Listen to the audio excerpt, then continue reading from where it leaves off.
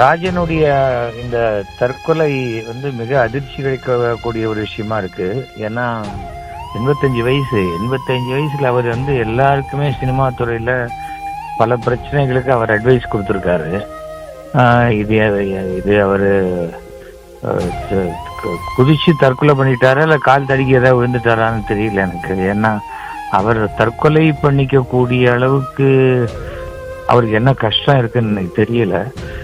எனக்கு அவருடைய முதல் படத்துல நானும் ஒரு ஹீரோ. அந்த படத்துல பிரம்மச்சாரிகள்ங்கிற படம் ஃபர்ஸ்ட் டைம் அவர் மேடை நாடகங்கள்ல இருக்கிறவங்களெல்லாம் வச்சுக்கிட்டு அவங்க தயாரிச்சு பண்ணின படம்.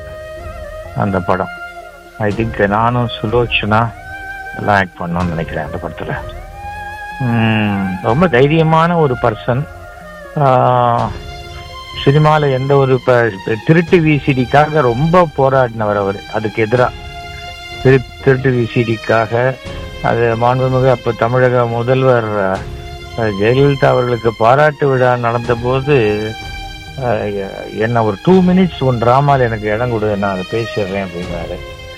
சரின்ட்டு அந்த டக்குன்னு அவரை திடீர்னு ஒரு கேரக்டர் மாதிரி உள்ள கொண்டு வந்து பேச சொன்னேன். அப்போ அந்த திருட்டு விசிடிக்கு எதிராக அம்மா நீங்க அதை தடுக்கணும் அப்படின்னு போராடினார். ஓரளவுக்கு ரொம்ப ஸ்ட்ரெயிட் ஃபார்வர்ட் பர்சன். பள்ளிக்கூடம் நடத்தி பெரிய அளவில் ஃபீஸ் எல்லாம் வாங்காம நிறைய பேரை படிக்க வச்சாரு. காமராஜர் பெயர்ல தான் அந்த பள்ளிக்கூடம் நினைக்கிறேன்.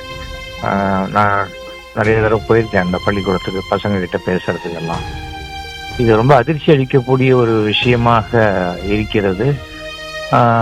அவருடைய குடும்பத்தார் எல்லாருக்குமே என்னுடைய ஆழ்ந்த அனுதாபங்களையும் அவர் ஆத்மா சாந்தி அடையணும்னு ஆண்டவன் வேண்டிய